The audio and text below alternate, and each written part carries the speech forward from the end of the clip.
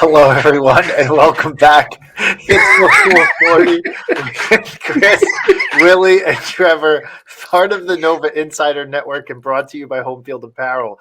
Sorry, Willie, you're not paying attention to the private chat. I was like, who is doing the intro? Because I jumped on super late because it was questionable if I was going to join. And then Trevor goes, Willie was going to. And then I said, do it, Willie. And then you just like deadpan. I was too busy producing because Brian's not here. And I saw the chat. I was like, I'll check that when we're done introing. All good. All good. All right. Well, that was the most fun Villanova / Eagles fan has had in the last 36 hours. Why would you bring that up? It's actually been like 2 weeks since we felt the same exact way. I think if you go back to the St. John's game, the Eagles lost the game the next day to a worse team. So used to the feeling, unfortunately, but the Sixers are playing. So I'm ready to be hurt again. We have that to look forward to whenever we finish recording. I haven't gotten in on the Sixers yet because I know I'm going to get hurt. And like a fool, I believed in the Eagles until they... It's just pain. I don't talk about it. I saw a meme. You ever see that meme of the house that has the deck that's way up high and this one like warped like wood thing that's holding up the entire deck? And it was like the deck was labeled Philadelphia fan sports mental state. And then the beam was Joel Embiid. and honestly, more specifically, it's like Embiid's knee. Yeah. Like take it a step further and it's probably just as wobbly as the picture shows. So hanging on by a thread here. But luckily we have the Villanova Wildcats to bring us joy. That's right. That's right. So coming to you after a DePaul win, which at home should be of no surprise, and then a Marquette loss that frankly just played out differently than every other game this whole season. So another game to learn nothing about the team. It was weird. But I guess where do you guys want to start? Do you want to start with Marquette? Do you want to start with DePaul? Do you want to start how you guys want to do this? I think we're going to start with DePaul just to get that out of the way before we can. We're going to go high, low, really low, and then we'll come back up on a high note before we preview UConn, I think. DePaul was a fun game. Section 208. Section 208, if you are unfamiliar. I was there sitting with my friends. Shout out Tommy for the ticket. And we were rewarded, noticed, recognized as the fan section of the game. Obviously the loudest, most caring fans out there. Section 208. How did that change your life? Like, what's been different since then? I got a hat, not this one. This is a pretty unique hat. But as it's kind of ironic that I say this because actually, as we were leaving, they did the promo for it. It was the under 4 timeout, and we had ordered some food, and we were winning by 30, so it was time to go and pick it up in the rain. And as we were walking down the stairs, we just heard Section 208, and everybody around us started jumping up and down. And I was like, oh, wow, I guess we won something. And then as we were walking out, somebody was standing there with a box of hats. So I got a nice winter hat. Again, not this one that I'm currently wearing, but it just feels good to be better than everybody else. Mm-hmm. Obviously, they had been looking at our section all game, and obviously I was there the entire game and not spending most of the second half hanging out with Brian on the concourse.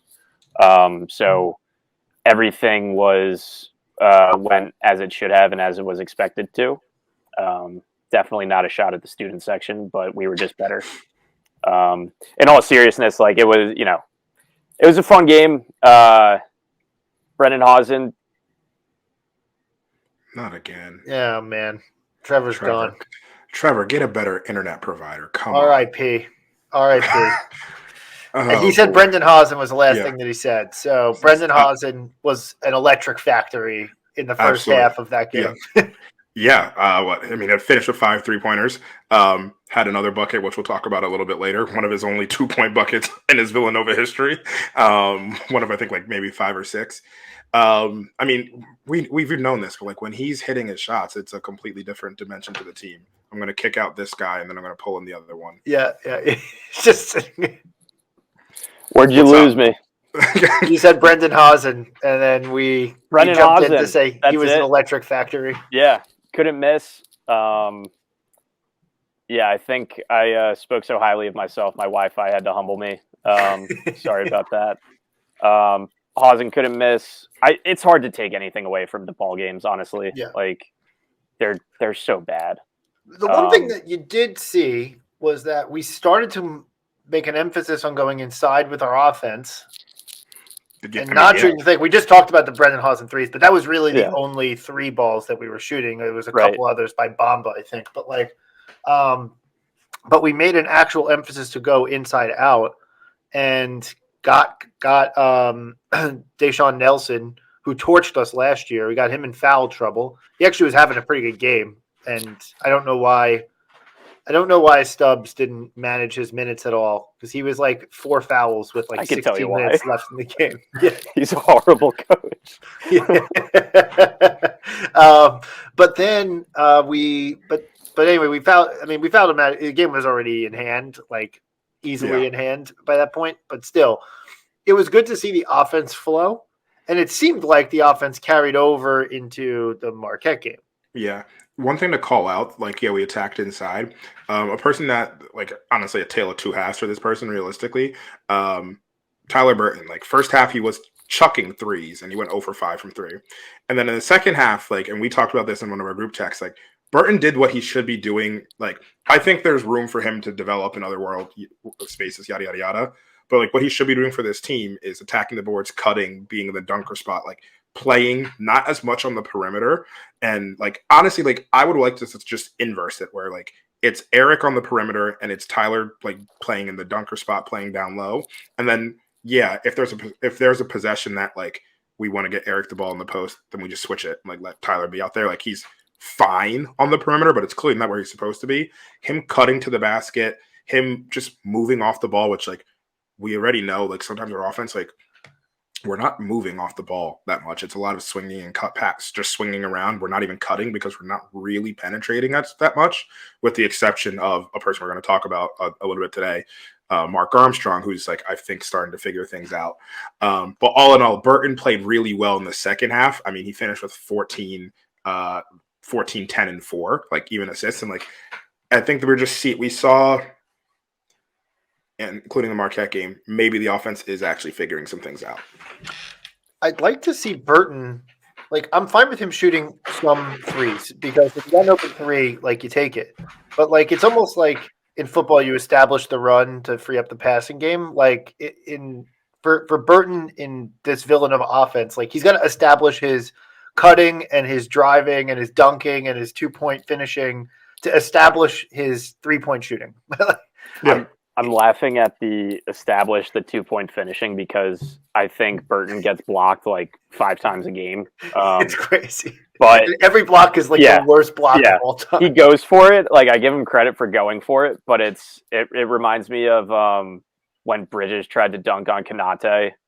The West Virginia game, every time. I even feel it with Burton, though. It's he would be finished. I feel he gets into the blocks. He adjusts too much and then gets blocked. I'm you should have just gone up strong, and you don't, and then that's why you got blocked. Which, on his first layup, I think against Marquette, he actually did he reversed the basketball and used the rim to protect him. I'm oh my god, he read the tweets. He knows how to do it. But I'm sitting here trying not to laugh at us saying oh yeah, put him in the dunker spot, the guy that gets blocked the most on our team. Yeah, put him in the dunker spot. But I stand by it. Yeah, no, I think he's great as a slasher. Yeah. And he should be working to do that more, not necessarily from the dunker. It's fine, have him on the wing. Yeah. Whatever. But I agree. I think generally he had one of his better games since UCLA, after he was actively trying to draw contact. But he does get fouled a lot, which is also good. I mean, I don't know these numbers off the top of my head. I'd imagine the two highest foul rates on the team, I mean, outside of Eric, are probably Burton and Bamba, because they are the ones who attack the rim the most. Justin, I mean, his numbers are going to be all flawed. Yeah. Yep. So yeah, I mean, DePaul's good. Not much to take about it. I'm glad we blew him out. Like 2 blowouts is cool. The game 94-69 is kind of closer than the game really was, even at points. So like, I'm good with that. Anytime you get Colin O'Toole minutes, we're good. We're good to roll. Agreed. Feels good to score like 90 plus points in a pavilion game too. Like, Yeah. this team has been pretty bad in the pavilion, and so nice to actually see the team get it going in that building. Yeah, we're gonna need it in a couple weeks. Marquette game. Marquette. Yeah. Just the opposite of how we played. It's so interesting. It's the exact opposite of every game. I feel like we've played with force defensively. We've been into people. We've made our presence be known every single game. And we didn't do that versus Marquette from the beginning. I give a lot of credit to Marquette. They were able to scheme. They moved without the ball so well. They back cut. They set back screens. The fact that like Iguodaro got like almost 3 lobs in a row to begin the game, it makes your life is a lot easier when you have the best point guard in the country. Like there's sure, but like allegedly, the best reading point guard in the country. Who's to say? Sorry, the most. He's going to go to this new Dwayne Wade literacy program. And it's kind of a funny joke because, Willie, I think you spelled tranche wrong in your episode title. I didn't name these. Oh, Brian did? Brian definitely spelled tranche wrong. Well, yeah, okay. Well, Brian always spells everything wrong. Yeah. That shows how much Brian respects us. Yeah. But, yeah, has this team ever on paper, like since stats have been recorded, given up 60 points in the paint? No. That's like a fake nut. That's a video game. Yeah. It was outrageous. It doesn't make any sense. It doesn't make any sense. We Everybody, had literally a top 20 Ken Pom defense. We felt good in the beginning of the game, and then you look at the shooting, you're like, oh wait, we're shooting like 70%, 60% from 3, and we're still only up 2, or we're down 2. And then you look at, oh, they've shot like 3 threes. Like, we are in trouble. Yeah. The game scoring that high, like, that was never a recipe for our success. We always want to try to keep this team especially thrives when we're keeping teams in the 60s, maybe into the 70s a little bit, and we just get in trouble when we're on pace for a higher scoring game, unless it's a Maryland DePaul. We've only won 1 game when we allow a team to score more than 70 points. That was UNC, right? UNC, yep. And that was overtime. Like, it's just which I believe in regulation they were actually under 70. Yeah. So that was a mess. We kept Shaka on the sideline at least. I was looking for that. I mean, it gets back to the thing I mentioned earlier of like a couple of pods ago of like when I'm watching a game, I look for like where's the regression to the mean? Like, are we overshooting? Are we undershooting? We were overshooting that game. Like we were shooting 55%. And like, yeah, you could say like Marquette was shooting 70%, but like once again, they were shooting 70% on walking to the rim layups. Cam Jones had like wide open like layups, and I love Cam Jones. He's such a good player. But like had wide open layups so many times. Iguodaro had like just open layups. Iguodaro had like 18-11 or 18-9 and 6 or something like that. Like it was just like they had 2 guys approaching triple-double territory. Yeah. Like it's just at one point in the game, it got to 57-57, and then Marquette decided that they were going to put the clamps down defensively, and they were going to keep doing it, and they just blew us out for the rest of the game. To which our response to put the clamps down defensively was keep shooting and hope. And I was just like, we weren't adjusting. Like we were missing some shots, and I get it. We hit 2 straight threes to make it 57-57. But then like we were missing, and we just like did not adjust. I don't know. It was frustrating, and it was just frustrating because like defense is supposed to travel, and it didn't. Like we left our defense in the hotel in Milwaukee. The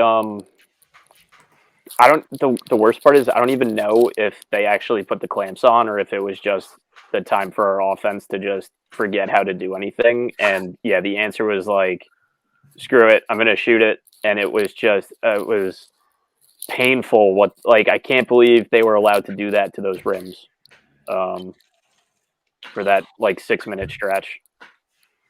The whole thing was crazy. I mean, look, I'm curious to get your guys' thoughts. I put on Twitter on my own personal account. I was like, this to me felt like a player's loss. Like, look, I'm not absolving Neptune here or the coaching staff because, like, again, we got 57-57 and immediately took, like, I forget exactly who, but I was like, immediately took, like, Dixon out and put Ware in. And this was, I don't hate Lance Ware at all. I'm fine with Lance Ware, but like it just wasn't the game for him. This wasn't the game for Lance Ware. Like he We just was missed getting Njoku. annihilated in this game, and so it wasn't the game for him. We immediately take Dixon out, put Ware in, and then it's all of a sudden it's 67-57 again, and it's like so like I just said it's a player's loss, but like the rotation again. Some of those decisions like really make an impact. Like this team is constantly asked to dig out of holes.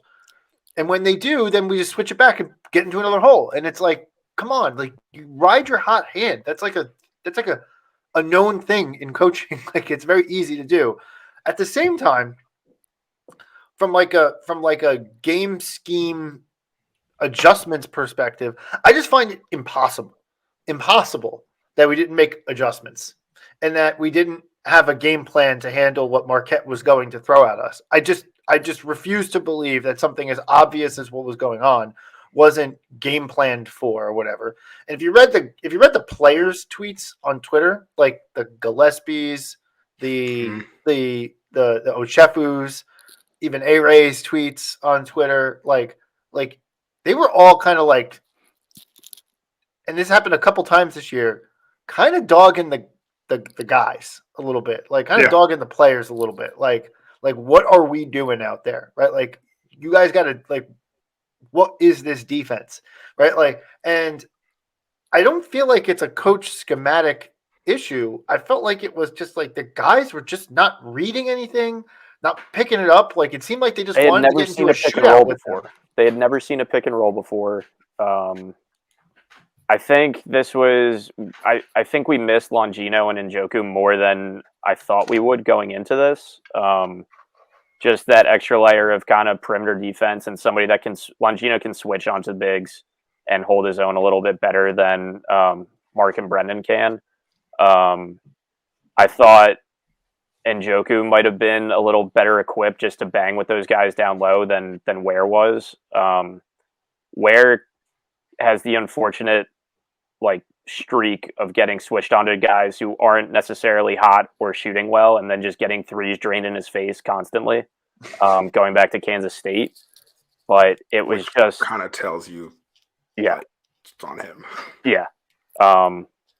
And it was just I can't get 60 points. Yeah, the defense just lacked pride. This is what I'm just getting back to. The players just like they were told to play a certain way. There's no way that we didn't say slow the game down, play our pace, whatever. Like every time out that they flashed to Neptune, instructing the guys in the huddle, he was like, guys, it's great we're shooting, but like we got to make these reads. Like they're running simple pick and rolls, like get into position, and it just wasn't happening on the court. And he was switching, and so like I don't necessarily I blame him for some of the lineup switching, but I don't blame him for all the lineup switching because he was just trying to find anybody who was willing to play any semblance of fucking defense out there. Yeah, and that's what I think I was hoping this would be the game that we finally see like Neptune get a technical for technical's sake.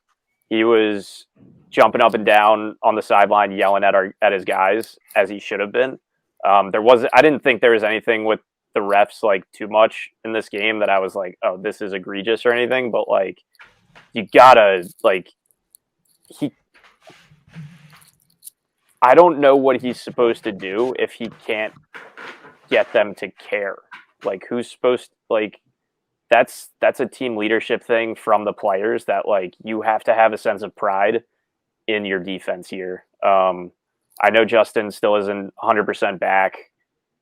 He didn't have a great DePaul game. He was shooting a little bit better against Marquette, but the perimeter was like the perimeter defense wasn't adequate enough. Like sometimes just like getting lost on switches.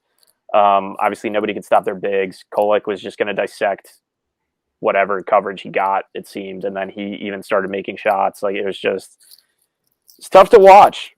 I mean, that was walk-through basketball. Like at the end of the day, that's what it was. Like, it was a layup line. It was literally a layup line. It was okay. We're good. We're good offensively right now. They're good offensively. Let's just go and score. Like there was no force. There were like we talked about there being no like ref issues because I don't know how many fouls were called. Like Marquette shot 8 free throws. We shot 14. Like there weren't that many fouls called because like in the first half of the game, like it was just we were hitting jumpers. Yeah. Marquette was just getting to the rim. Like there was no force either way, and it felt like one of those games where I don't.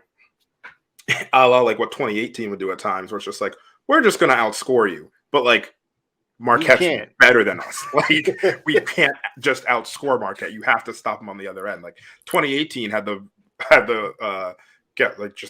NBA players and Phil Booth on it. Like that's like of course they could outscore. And this Marquette team isn't some like offensive juggernaut that shoots ridiculous percentages from three and everything like that. And they didn't even have to be. It was just like, oh yeah, we have layup lines today. Yeah. And Shaka Smart's huddles that were mic'd up, he was like, they're getting really confused. They don't know what to do about it. Yeah. Like we didn't. It was a pick and roll. Like, they're really confused at this. Yeah. So keep doing that. Yeah. Yeah. He told the one guy, he was like, yeah, you can shoot if you're like open, but just do this thing because they don't know what they're doing. Yeah. And that was harsh. Predictable bounce back game for Kolek. I think he had 21 and 11 or something like that. 5 rebounds. Yeah. Like light work. Dwayne Wade getting there for I think he got his jersey. What did he get his jersey retired from the Heat the day before, a couple of days before they announced he was getting a statue. Yeah. And then he was at the Marquette game. He donated a whole bunch of money for the basketball facility. I think they're going to name the practice facility after him. And then the icing on the cake was a lot of it went to a Marquette literacy program or something like that, which Kolek must have saw that and bounced back from his struggles. The Tyler Kolek literacy program for the youth. Yeah. But yeah, it was just like unfortunate. Like we talked about it last week. We're like, this is a scheduled beatdown that's forthcoming. Like everybody's struggling. They just lost. Was it Jones? Yeah. To an ACL. They lose that game to Butler. It's kind of like, okay, let's refocus. And then they just ran layup lines on us for 40 minutes. The second they lost to Butler, I was like, yeah, this is probably now. Like they're not dropping 3 in a row. No. But on a positive note with this, like, and just on a positive note for the last like 3-4 games, I think like Mark has turned a corner. Yes. Like I don't even think like he had 20. He was hitting 3-pointers, which maybe that was a level of being hot, but just like even in his aggression and confidence, like he's felt like this is what we're getting from him. He's still not like the elite like floor general that maybe we'd want, but like that's probably never going to be him. But like if he's a walking paint touch, that changes so much for our offense. We struggle to get paint touches that are not back downs. Like that's just what it is. Like if we're not backing down in the post, like we struggle to get paint touches. Mark is an automatic, like I will just beat you and get into the lane. And where he needs to continue to improve is either finishing at the rim, which he's been better the last couple of week games, or setting up other people and getting them for shots from the perimeter. Then, you get into the whole drive, kick, whatever. But it's just been there was a point I think Mark scored like 10 straight points for us where it was just like, oh, okay, he's here. This was really good to see. I'm hoping this momentum continues. This is where like with Mark playing like to even like 75% of this level, Jordan back and Justin and getting back and just like the full team. This is where you're like, we're super talented. We just have to become consistent. And I mean, we're just inconsistent, which is why, as I've said all season in our text, I don't think I've said on the podcast, we're the most 8 seed team to ever 8 seed. Because like I'm going to say this right now, we're going to beat UConn. I'm fine with that. I'm just putting it out. We are going to beat UConn at home. I'm so confident in it. And when we're wrong, we can clip this and do whatever.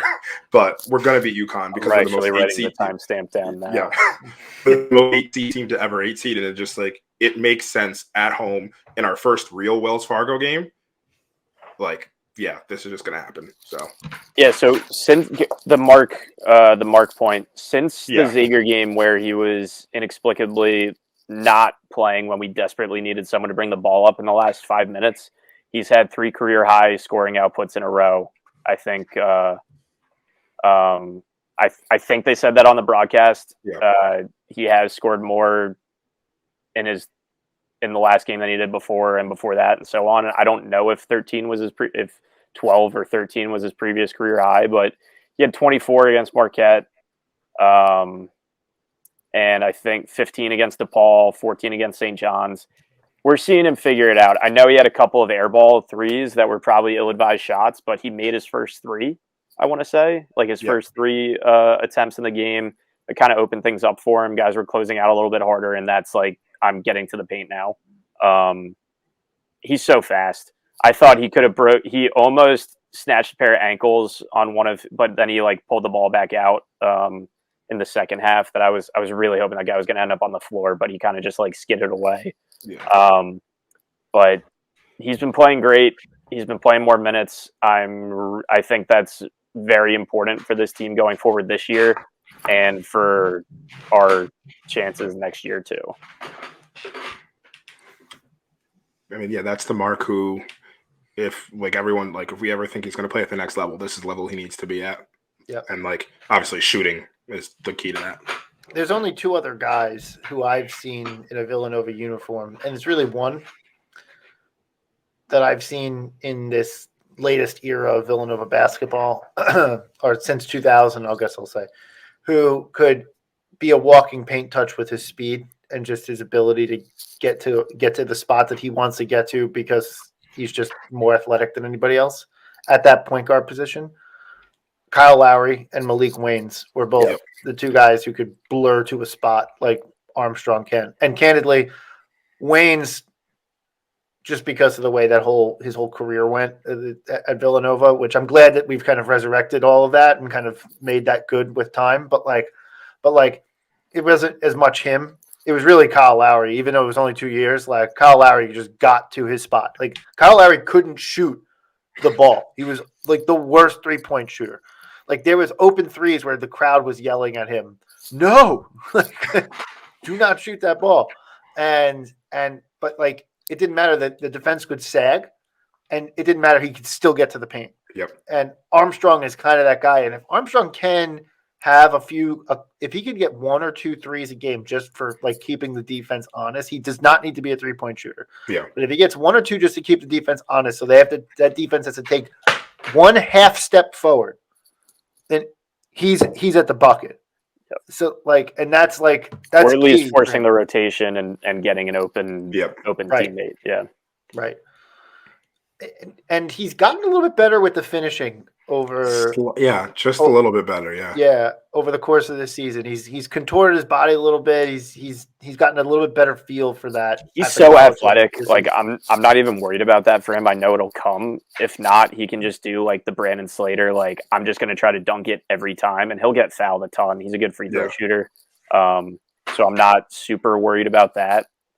But yeah, hats off to Mark. He's been solid the last few games. Which I think overall, if we're thinking about Mark, like that's probably our alpha dog for the last stretch of games. Yeah. It's Mark. Shout out to Mark. I think this is his first alpha dog. I don't remember. This season, definitely. I don't know if he had one last year. Yeah, I'm not sure. Did he go bananas against BC last year? Cam did. Mark's best games last year were against Georgetown, if I remember. We probably gave him one versus the Georgetown ones. Yeah. I would say honorable mention Brennan Hausen in his shooting. He had some bombs against Marquette. He also got blocked a couple times, but and then DePaul too. He was the only one that was really hitting threes. But so I would say our backcourt of the present and future is stepping up these last couple games. And then if we're talking about like just Shaq Fit man play, like there's nothing really to talk about in Marquette. DePaul, we had like the back-to-back dunks. Mark gets a fast break, jumps 45 inches in the air, elevates it, and dunks it. And then DePaul has a miss. I believe Ware got the rebound, outlets it to Hausen. And this is the man fit play because I was like, is Hausen about to dunk this bitch?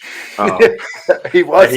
He goes up, and I was like, oh, he's not going to make it. And then like, squeezes the ball through. And I was like, oh, this must feel so good for him. One of his only like 2-point shots ever made for us. So Shaq Fit man play, Brendan Hausen, it's you. Congrats on the dunk. Yeah. There was a second I was like, is he gonna like windmill this? Like I was like, is he gonna just surprise us with a level of Mark does like that's Mark's signature dunk. It's like the LeBron like Statue of Liberty kind of type that's like Mark's go-to on a breakaway, and Hausen getting up was fun. Good for him. He also had those bombs against Marquette that were also fun, but it's more fun to talk about plays that occurred in a win. So Hausen's that guy who, though, like, man, with his 3-point shooting, like, he is the guy who, like, is the guys who, like, Armstrong did it in this game, like, oh, he's taking a heat check shot. Hausen's the guy who doesn't have a heat check. Yeah, he hits the heat check. Heat check is his warm up. Honestly, he is in the range gym in the gym range. Yeah, that's what I meant to say. So I don't know if you remember. I'm thinking about Hausen because like so many of his shots are just 3-pointers. If you remember, like thinking about players that were doing that, do you remember the guy he was at Oakland, Max Hooper? Yeah, yes. Max Hooper. I'm looking right now to see. Yeah, did Max he attempt Hooper, a 2-point shot his entire career? He did. He attempted 11 2-point shots of 490 shots. Like that's what Hausen feels like. Like I'm looking. That's right honestly his trajectory, though. Yeah. Like, and that's fine. That's perfect. Yeah. Yeah, Max Hooper had 202 threes made, 208 field goals. Like, oh my gosh. It's Hausen's past that. I think he's made more than 6. Actually, I'm going to check that. Has Hausen made more than 6? What do you think? I think 95% of his. I don't know the number, but I would say like 95% of his attempts have been threes. Yeah, I would say that's probably accurate. Maybe higher. Hausen, you could tell me that it's like 98. I'll give you the percentage right now. Give me a second. I'm just going to do this quick math. That it's under 91%. All right, he doesn't have enough attempts yet. That's why. That's really what it is. He's made 61 threes and he's taken 67 or made 67 shots. Yeah, so that'll turn into 95 out of 100. Yeah, pretty soon. But continuing awards, pass the ball. I have one specific play and then a candidate in general. Unfortunately, I try not to single out individual guys, just because like I don't love doing that. But in the DePaul game, there's a clip of Hakeem Hart is on a switch and his man catches the ball on the block and he's standing up straight up and Lance Ware crashes in and just shoves him out of the way. and then tees up and then fouled the guy. Yeah. But there's a fantastic clip going around that's like, apparently Lance Ware thinks he's the only one that can defend the paint, and then just shoving Hart out of who. I mean, he probably has a longer standing reach than Hakeem Hart does, but like it's not that much of a difference. Yeah, like, it wasn't like it was build. Brendan under the kind of the same build. And honestly, like Hakeem Hart might be tougher to move at times, but like it was just the funniest thing. He just shoves him out of the way, and then eventually fouled the DePaul player on the attempt, and then unfortunately for just how the defense worked out for him against Marquette, I'm just continuing. I'll give it to that specific play, but in general, I say Lance Ware, you got to pass the ball to everybody. It's not a play award. It's an award to a player or But that specifically in mind, I'll give to him because I think 60 points in the paint is a team is a team goof. Just, definitely- yeah. it obviously you think of the big men when that happens, but like they're the ones getting caught on the switches. Yeah. But yeah, I have a second one.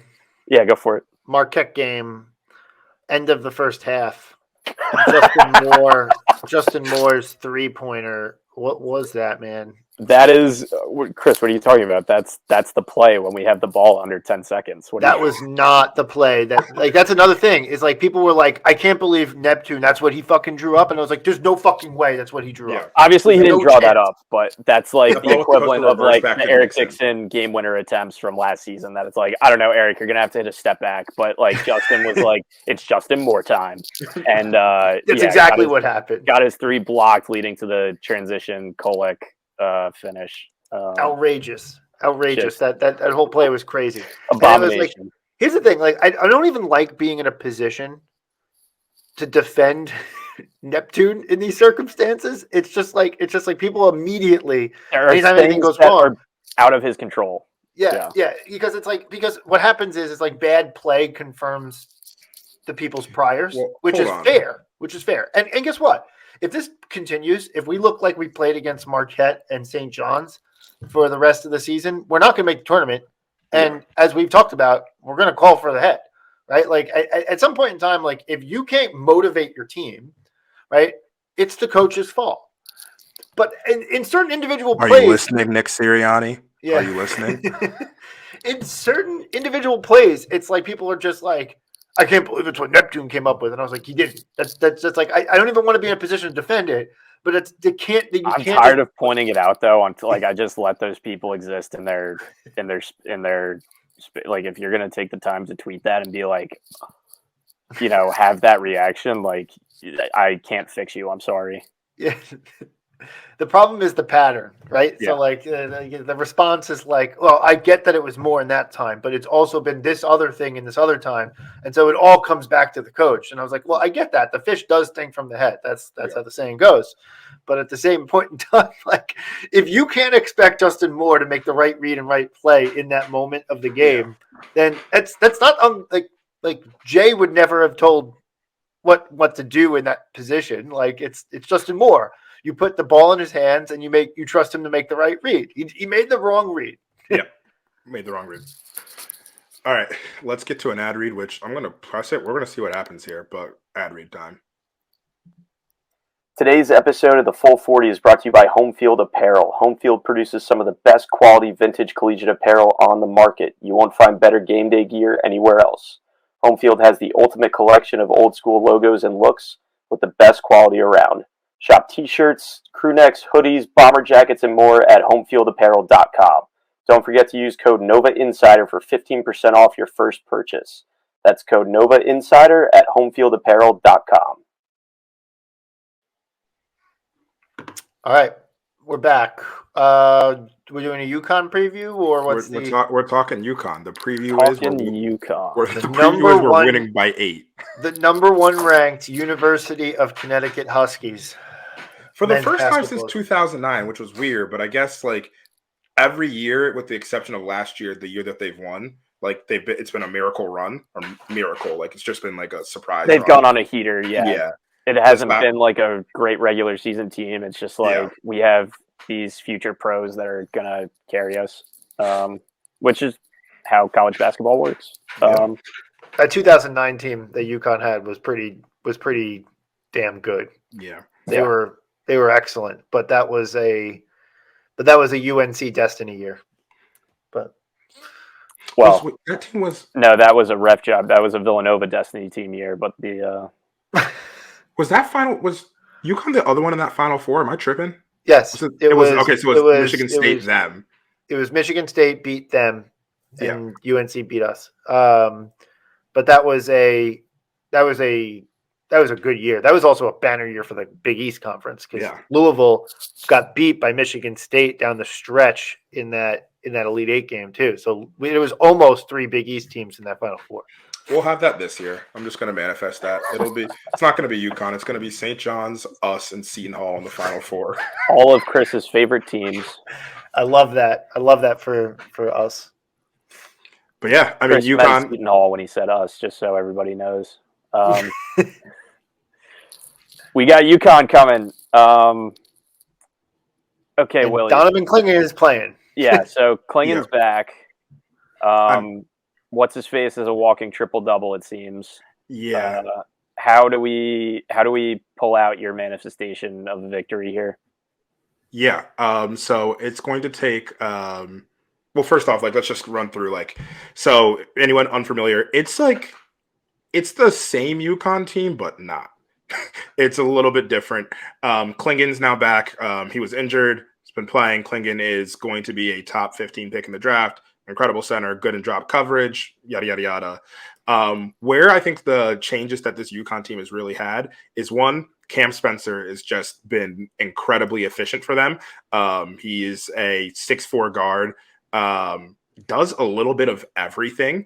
And it's just kind of honestly, when I think about this team, I'm like, all right, Cam Spencer's from a college standpoint, the guy that I'm like, all right, this is, if we can slow him down, it's a huge part.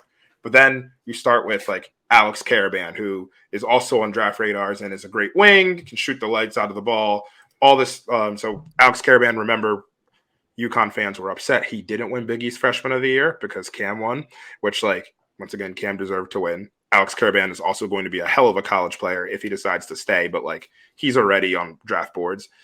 Tristan Newton has been incredibly improved. Is, for my money, the second best point guard in the Big East. I'm still not going to pass Kolek, but Newton, who I think there are times people were last year, is he even a point guard? Has it's just their metronome is I think has maybe a 2.5 to 1 assist turnover ratio off the top of my head, something along those lines, and just lives at the free throw line. I think that's a big thing that we have to figure out is how to stop Newton from living at the free throw line. Tristan Newton's made 80 free throws already. That's he's at the free throw line. He's taken 100 of them. And then UConn has, who I think is the person that's going to be a big X factor for them just down the stretch, is Stephon Castle, who is, for my money, he's going to be a top 5 draft pick, just looking at everything I've watched. I mean, he's a big guard. He's also will probably play some point guard in the NBA, but good size. He can't really shoot it yet, but does everything else. A strong defender. And then there's the backup Samson Johnson and then Hassan Diarra, who are just good role players. So how do we make this happen? I think it's going to take a couple of things. One, we need to, and this is I'm asking stuff that we do not do or have not done super well, but it's going to take Eric Dixon going off on Klingen. This is one of those things where Klingen is very good in drop coverage and also is actually pretty good in space, guarding people in space for his size. That's why he's interesting at the NBA level. He can drop, but he also has just the ability to guard in space. It's going to take Eric Dixon spreading the floor and spraying it from 3. I believe we can do that because every time he faces a big that he needs to step up on, every time he faces not a traditional big, he seems to kind of kill him. Iguodala gives him issues. The game dicks. Yeah. Iguodala gives him issues, but Iguodala was just a kind of a fun moving center who just also weirdly point guards at times. Soriano is a little bit different. Soriano's a little bit more of the back to the basket, but Soriano just gives him trouble. Whatever. I think it's going to start with Eric kind of exploiting Klingen, and then the next thing comes from and this is where it's really come for me, is Mark Armstrong getting into the drop coverage and then hitting mid-range jumpers. This is a game where I think Mark is going to have to score 15 to 16. And the reason I'm calling this out is, and just to nerd out for a second here, when we're talking about drop coverage, essentially what happens is in a pick and roll, there's multiple ways that you can cover it, but you can either come up and show yourself, you can switch it, which is what we tend to do, or the center can drop back and essentially give you space and prevent you from going to the rim, allowing you to take mid-range jumpers. Mark, and then honestly, if we get Jordan back, both of them love to take the mid-range jumper in that 10 to 16 foot rate area. That's a place that if you're able to push Klingen in a little bit more, or you push Klingen in and then take those jumpers, you can kind of we're taking a shot that even though it's not the best shot statistically, it's something that they're comfortable with. And I want my players taking shots that they're comfortable with. So if we're able to get to places that we're comfortable with, I think we can do that there. And then the other thing is, 1, we got embarrassed, so we have to step up. 2, it's at home. And then 3, I think we match up well with them defensively. Like, I think our length is good enough. I think we can by putting more on Spencer, we can put Hart and Burton on Caravan. We can put whoever on Newton. Klingon, obviously, we can't bang with Klingon in the paint. He's going to get his in the paint. But if we're able to, like, I would honestly do what we used to do in like the 2016, 2017, 2018, where it's like ball pressure to prevent you from getting the ball in. Like, obviously, Klingon's 7-2, so you can just throw it up. But the harder we make it in for make it for like Newton and Castle to get the ball in, the better it's going to be for us. I think those are the ways that we do it. I would want to see, realistically, Nana play more here, because Nana plays with more force and I think can get Klingon in foul trouble. And then the thing we got to do is, like, you got to test Klingon's foot. Like, you got to test Klingon's foot. But I also have a take that's weird. I don't want to play Klingon off the floor, because I think UConn will beat it. It's better match to beat us with Samson Johnson playing the 5, or just them going small and like putting Caravan at the 5, which they've done at times, than it would be if Klingon stays out there. So, like, I'm curious. It's like winning the Klingon minutes and like taking advantage of what they give us there, which that's a big part of this. We need to take advantage of what they give us to be able to pull this off. That's essentially what I think it is. I think it being at home is going to be huge. I think we're going to have good energy. It's UConn. It'll probably still be snow on the ground. Like, it'll be a great tailgate atmosphere. Like, it's going to be a chance to like really make a statement. And I do feel that this team plays up to the moment a lot, or up to can get ready for the moment. Like what we saw in the Bahamas, us being ready on the road at Creighton, even though we have to come back. Like, we're at home. This is a chance to like get a resume stamping win with number one team at home. Like, I'm going to say we're going to do it. I was genuinely happy when I saw that UConn got the number 1 ranking. Yeah. Like, if they got number 2, I was like, fuck. I was going to be like, fuck. Like, they're going to come out with that much more of a chip on their shoulder coming into the game. With the number 1 ranking next to their name, I feel a little bit better. Mostly because there's no harm in really losing to the number 1 team in the country. Yeah. But the reality is that it takes some of that chip off. Now, that being said, Willie, I agree with you from the perspective of everything up to the Marquette game that we've seen from this team defensively has indicated that this team should be able to match up and has better length than Villanova teams have had in the past playing Connecticut. I am pretending the Marquette game was just an aberration. Yes. Yeah. If it's not an aberration, Marquette ran somewhat complex but pretty simple shit at us, and we couldn't read it to save our fucking life. Hurley's offense is arguably the most complex in D1. The movement that they do, all the plays that they run, it's like 100-page playbook that they have.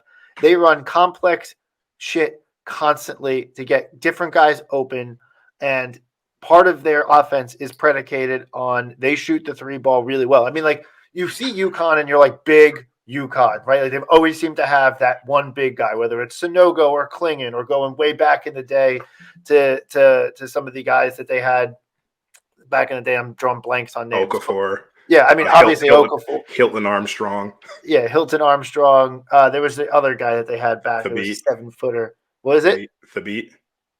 Hashim Thabit. Yeah, that was who I was thinking of. You always think like big, strong UConn, right? Like, but this team is a 3-point shooting Their team. guards, their shooters are so good. They're so good. They're shooting 39.6%, I think I saw, from deep. 40. So like, they're number 1 in conference in 3-point shooting. They're one of the top teams in the country at 3-point shooting. Cam Spencer, who Willie you brought up before, is shooting 47% from 3-point land. Alex Caravan, who's 6'8", is shooting 41% and change from 3.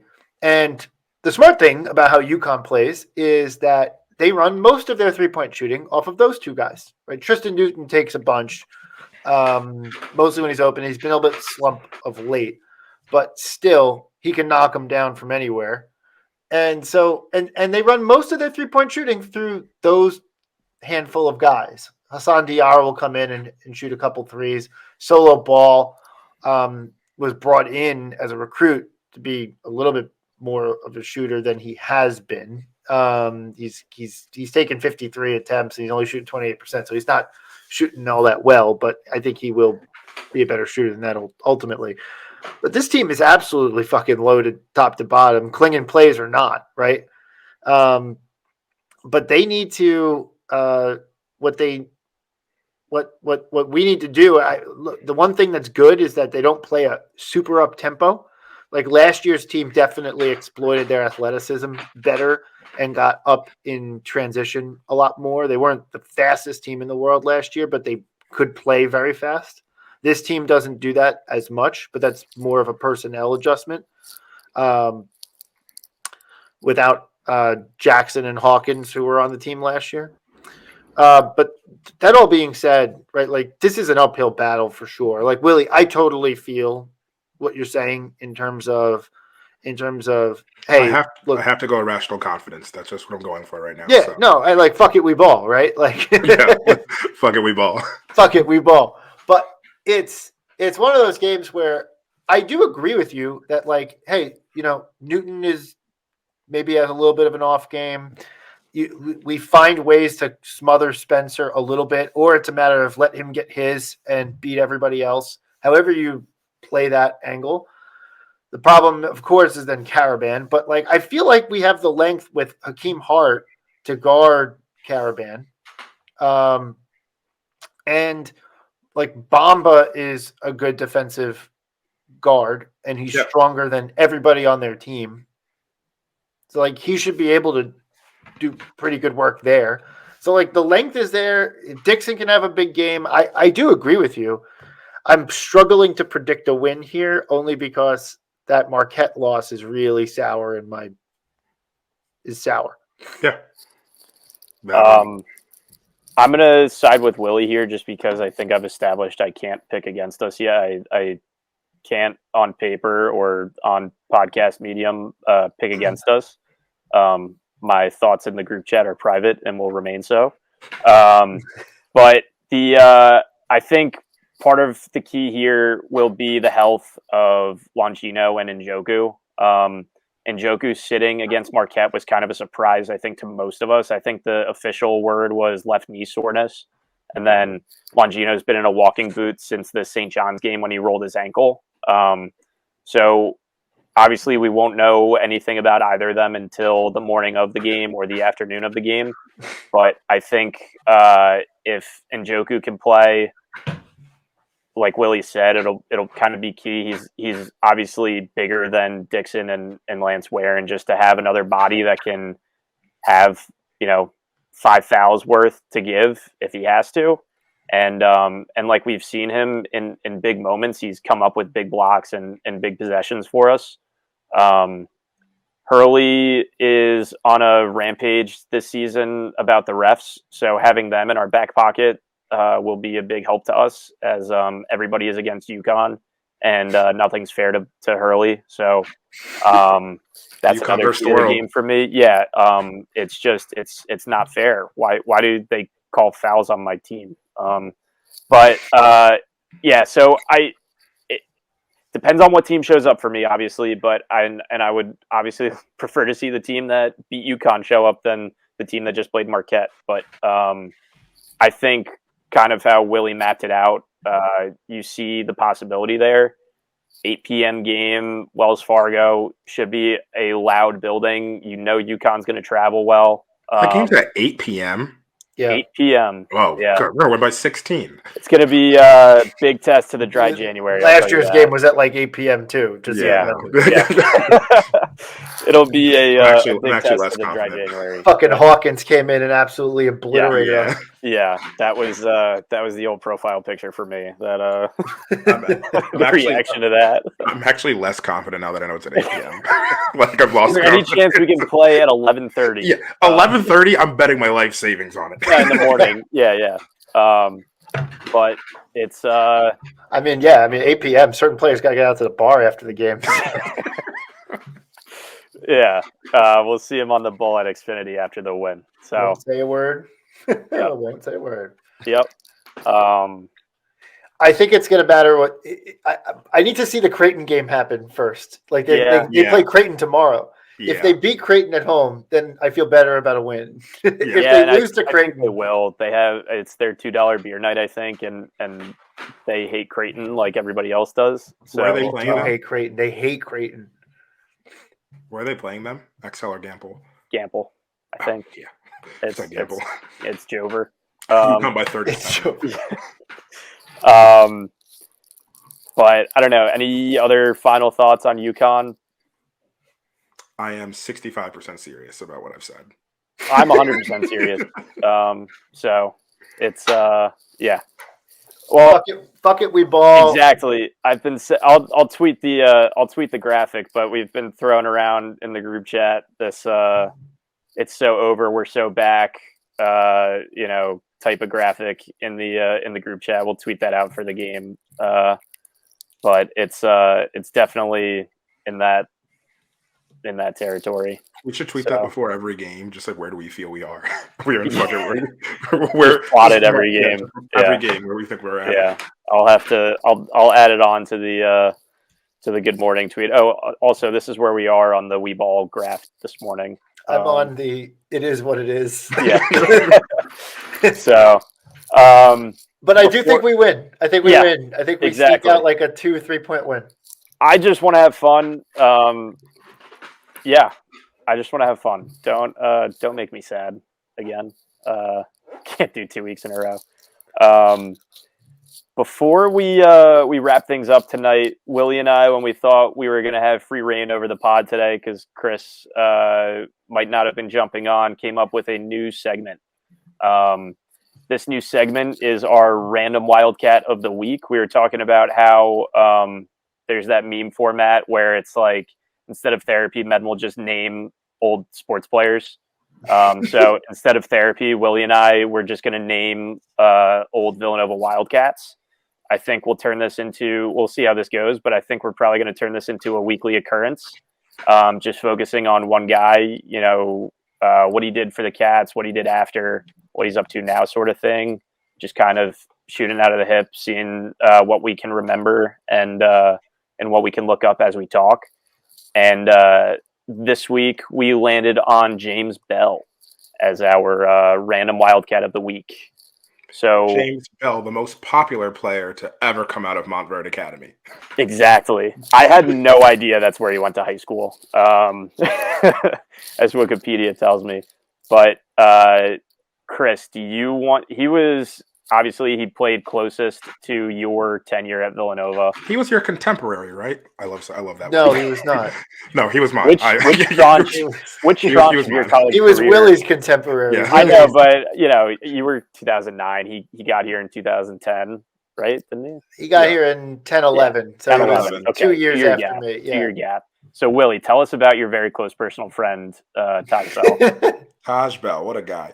No, I mean, it was like he was so fun, and like I think as we think about like to contextualize Villanova's history of like the last 2010s, like I think we think about like everyone remembers the 2016 team, they remember 2018, they remember 2015, but like Taj was the start of that. Like, I think if you asked, like, I think a lot of people go back to like, oh, it was Ryan and Dio, or the first next people like it was actually Darren and Javon. Like, it actually started with Taj. Like, that's where it all really started. Like, he deserved more than what he got during his time here. He started off like just kind of growing into it. Like, he played as a freshman, didn't do much, but he was there. Sophomore year, you could start to see flashes. The team didn't do much when he was a freshman, to be fair. And also the team didn't do much this whole entire time period. Didn't do much as a sophomore. Junior year, like, he kind of took a leap, but like not really as much as you thought he would have. And I think that's where a lot of people were putting a lot on him. And then senior year, the year that we lost to the 2013, that was UConn.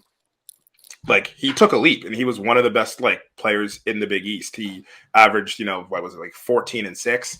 And I just remember, I mean, he had the shot versus Syracuse in the 2012-2013 season that got us the lead in overtime, because Arch hit the shot to get to overtime. Yep. Yeah, and then Bell hit like one of the big shots down there. He was just a big game player, strong defender, like really athletic. Like I would have loved to see him.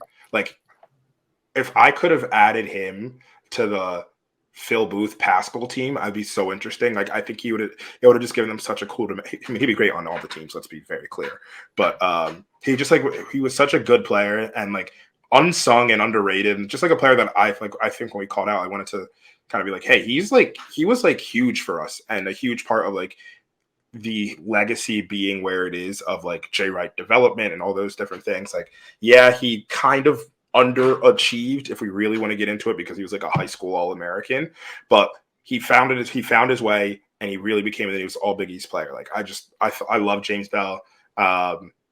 Really like just, and obviously like as what's important to all Villanova people or most Villanova alums, like was also just a big part of the community. Like was a person that you see on campus and was just like glad, like seemed like he was glad to be there and like was just all in on the campus.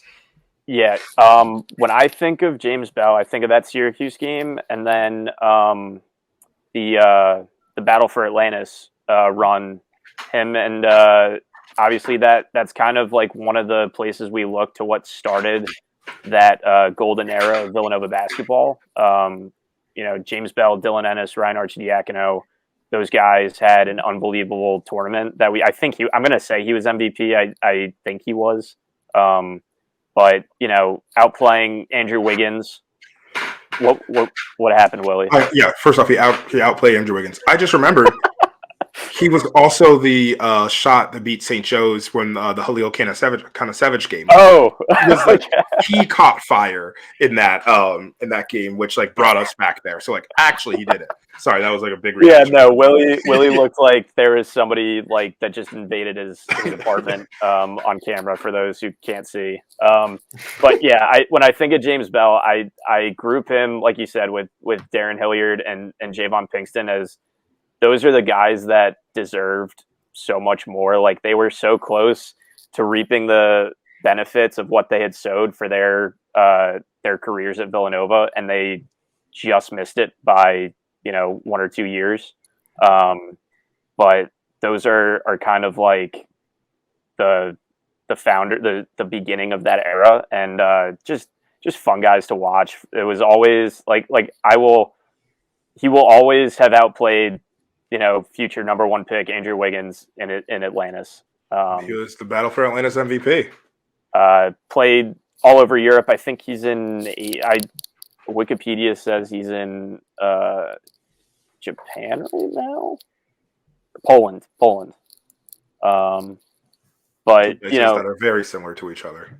Well, there's Japan's on his Wikipedia somewhere.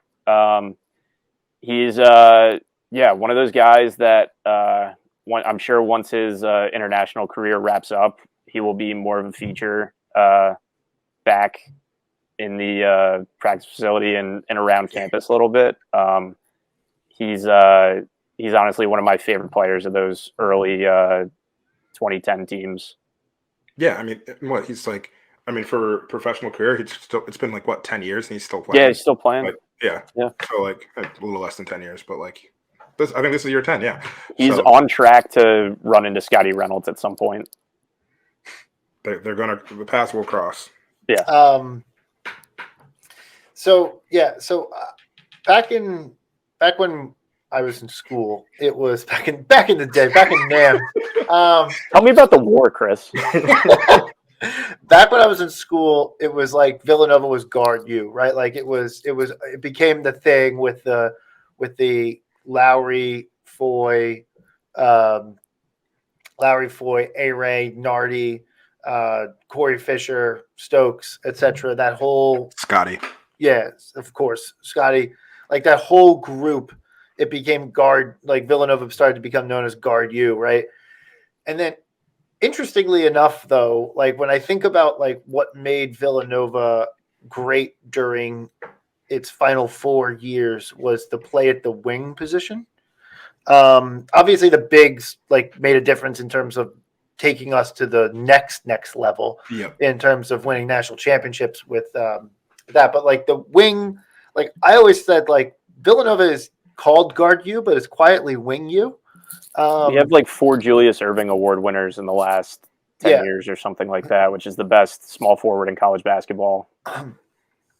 And Bell was kind of like the transition piece that kind of from the first era of Villanova basketball, where that era, like Dwayne Anderson and Shane Clark and that group of guys, Reggie Redding was more of a guard, but like that group of guys kind of carried like that wing position for a while and got us to a Final Four there. Then there was like a little dark period, and then James Bell was part of what came out of that, and he was like the first in the line of just like absolute elite play on the wing. Like James Bell was Darren Hilliard before Darren Hilliard was Darren Hilliard. James Bell was Josh Hart before Josh Hart was Josh Hart. James Bell was Mikal Bridges before Mikal Bridges was Mikal Bridges. Like he was the start. He was like the tone setter for that whole run of players at that position. Like even guys like a Jermaine Samuels, like all those guys were like in the model of what James Bell set the model to be back in that 2013, 2014 time period. Yep. And just for argument's sake, just to like check myself on this while you guys were talking, I pulled up the Ken Palm comparable players, and literally his most comparable player is Darren Hilliard in 2015.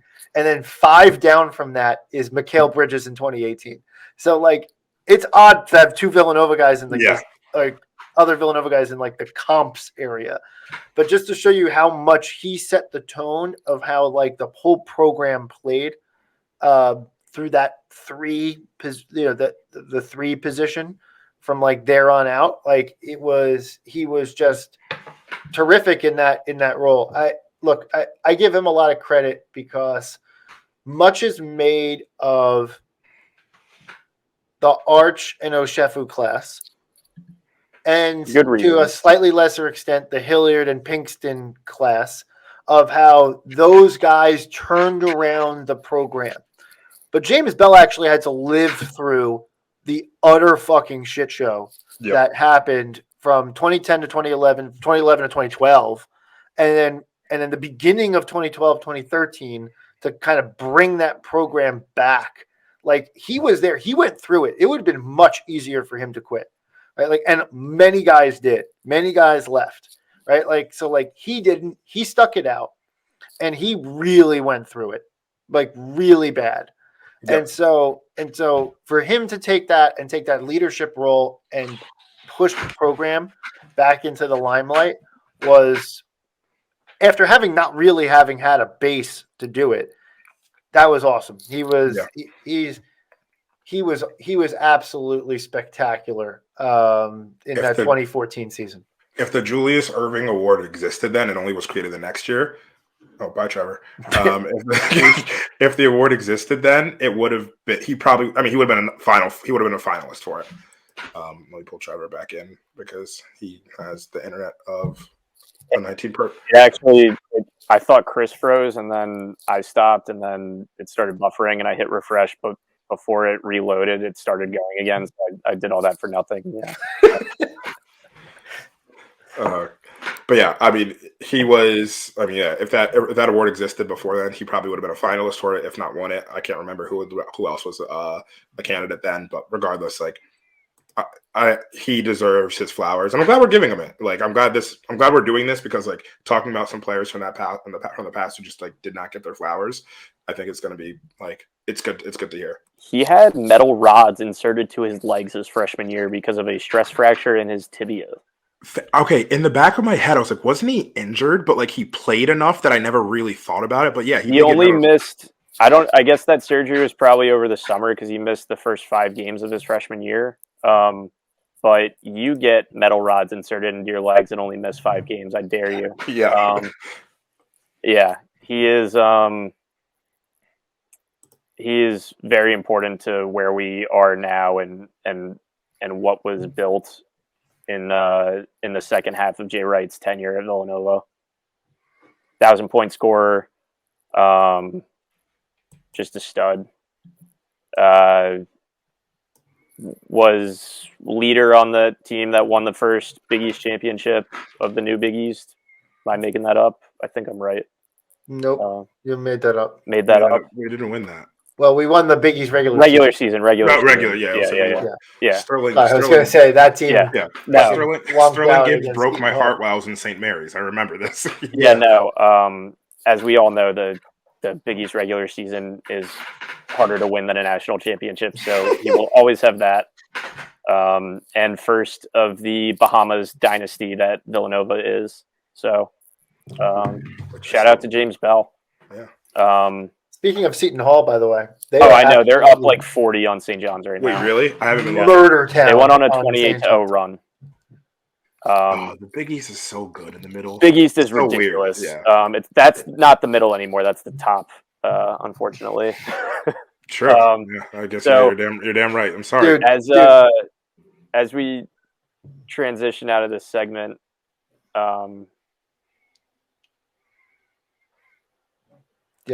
Yeah. Oh, he froze again. I froze again. I'm back. All right.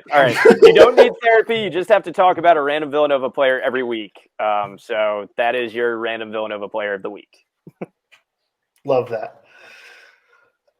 Yeah, Seton Hall's up 60-38. 28? 38. 60-38. 60-38. It's crazy. It's actually crazy because, like, I remember in the beginning of the season at Big East Media Day. Sorry, I'm like just stuck on this for a second. At Big East Media Day, Shaheen Holloway was like, "I think I have the best backcourt in the Big East," but the question is what happens between the years, right? Like, and he was like, but on paper, I think I have the best backcourt in the conference. And everyone was like, "You fucking silly motherfucker! Like, what the fuck are you talking about? Seton Hall is going to be like 8th in the conference at best. Like, what do you mean?" The only thing that I will say is Pitino is not coaching this game. Pitino's not coaching this game, but Seton Hall is just beating the fucking brakes off of them. Holy shit. That's what happens when you hire an old man. Sometimes he has old man stuff happen. So part of the team. Yeah. All right. I think that's it. We're good. We're close. We're back after the UConn game, right? Yeah. You'll catch me live. I'm going to be on Spaces because we're going to win, and I'm going to be screaming. No, that's not what's going to happen. No, you can, by all means, feel free to do that. I'm going to start a space on my personal account, and it's just going to be like no one in there. It's going to be like, who is he talking to? In an ideal world, I will be driving back from the game. So, in an ideal world, Chris will decide not to drive home after the game and be hanging out with Brian and me in Xfinity. We can potentially arrange that. It depends. All right.